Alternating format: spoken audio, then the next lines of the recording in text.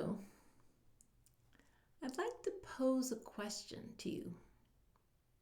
Who is the self in self-compassion? This is a question I've been thinking about a lot lately.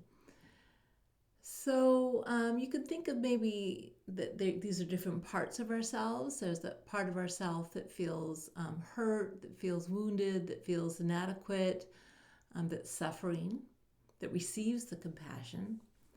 And there's another part of us that feels more a resource that actually gives the compassion. But are these the same self or are they different selves? And how about this one? Is it appropriate to call it self-compassion at all? In fact, some of my Buddhist friends say I shouldn't be calling it self-compassion because I'm reifying the sense of separate self and ego identification, which causes suffering in the first place. And by the way, if you subscribe to this view, you can just call it inner compassion. You don't even actually have to use the word self-compassion. But I think it's useful to conduct this inquiry about what is the self.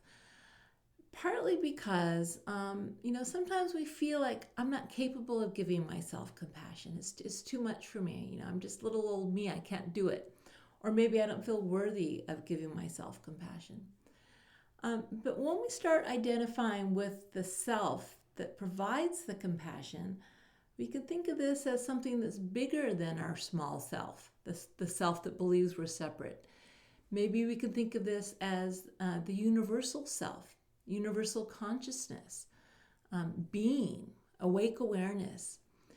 And once we start identifying with something larger than ourselves in the actual practice of self-compassion, then we don't feel so limited. Really? Universal consciousness isn't worthy of compassion or isn't capable of giving compassion, right?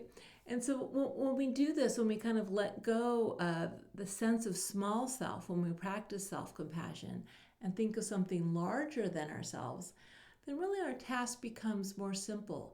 It just becomes one of simply letting in the compassion that's already there. And it becomes more achievable when we do so.